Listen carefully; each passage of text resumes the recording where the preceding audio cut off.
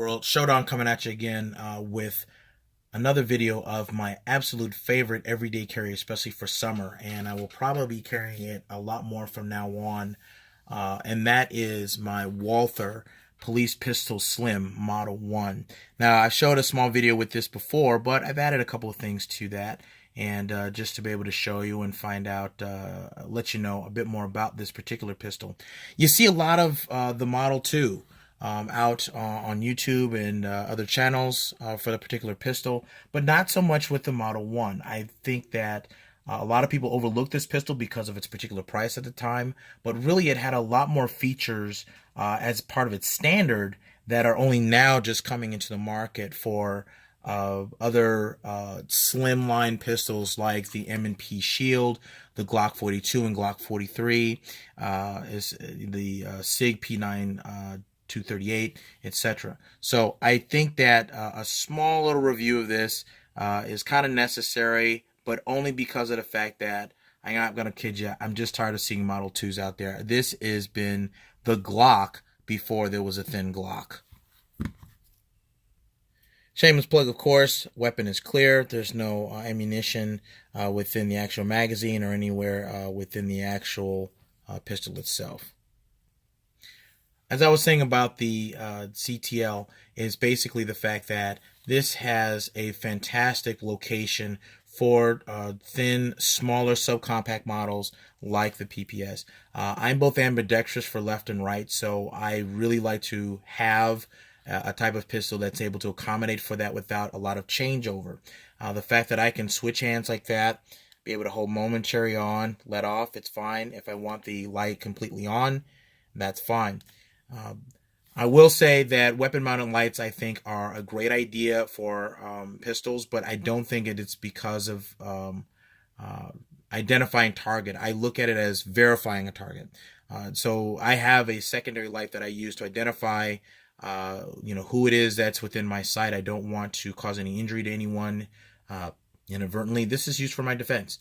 But in case I am in that particular position, I do want to make sure that full target acquisition is available with that light, despite the fact that we get some very dark nights up here, very, very early in the day, anything from 3:30 to 4:30 from my location. Shouts out to Prasky Gunworks for the great stippling job that they did. That was one of the main things that I changed with this pistol. They did a fantastic job. Usually the PPS Model 1's a little on the slippery side, especially if one's hands are sweaty. And they did a fantastic job here with stippling from the larger back strap that I had put on. I don't use a smaller one. Here up to the middle, even up to a support grip for the thumb here on both sides. Fantastic work. I didn't have them worry about the front angle. The grooves in the grip here are just fine to be able to use for what you need. This is the 8-round magazine. I have 3 of those. I find that even with my concealed holster that I have, I'll show that in a minute, that the 8-round magazine does more than enough its job. I don't use the 7 or the 6-round magazines much. But as you can see, this is very easy to grip for some size. I do like the fact that it does have a cocking indicator here, as well as a window indicator right here by the injection port in the barrel. It pulls apart like a Glock. It acts like a Glock. But more importantly than anything, I love the paddle mag release. This is kind of controversial because the Model 2 does not have that any longer. But I honestly have to say that the paddle mag release, because of the fact that I use both hands in both training and for possible carry, is a great way to be able to use that. I mean, the release really just shoots it right out.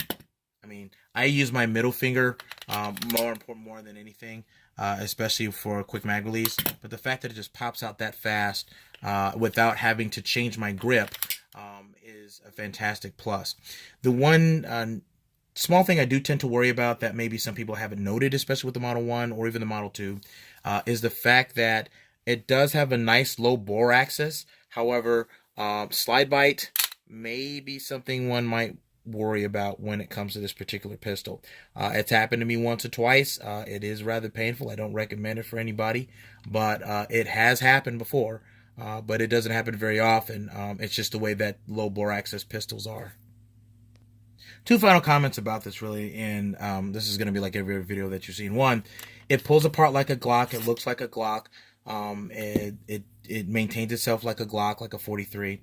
But I found that one, if you do have a Model 2 frame, I'm sorry, a Model 2 upper slide, that will fit on the Model 1 frame. Now, I can't verify with any surety whether the same could be said of the opposite, in which you have a Model 1 slide onto a Model 2 frame, but it is nice to know that in case there is some damage or irreparable damage and you can't just find another Model 1, you can find a Model 2 slide and it will be able to fit on the actual Model 1 frame. I love the frame rails on this. It is fantastically long and very highly supportive. So it's something that I find very easy to be able to use. And just a note in case an emergency comes up.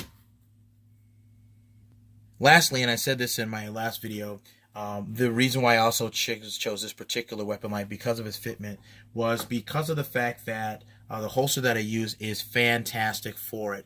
Unfortunately, they have discontinued temporarily the use of the Viridian light for its particular holster, but you can get the standard one for those of us PPS Model 1 users that are just having trouble finding proper holsters for them. Shouts out to Alien Gear for being able to provide holsters in the first place for these particular pistols. This one is for my other EDC, and that is for my VP9SK I just had a video about.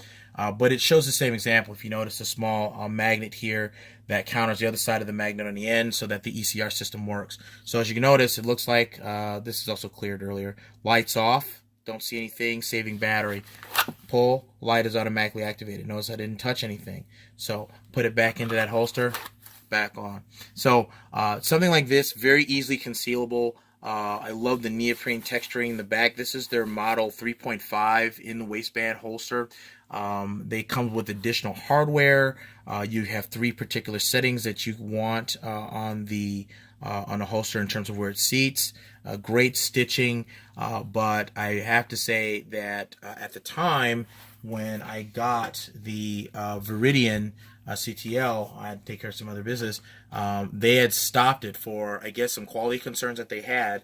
It doesn't seem to be affecting the VP9SK, but after begging and pleading to make sure that they don't take these off the shelf, they have actually kind of temporarily made unavailable the C5 Viridian series for these pistols.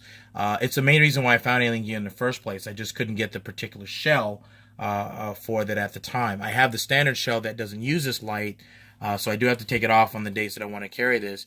But I really want to make sure, and I've actually talked to Alien Gear several times and said, hey, make sure you get a priority on this and look at other light systems other than the Viridian, Crimson Trace, all the classics. Olight is a fantastic used weapon light system that I'll show you in the next video. But really, Alien Gear, you guys got to get it together here. Look at the pulse of those that are involved.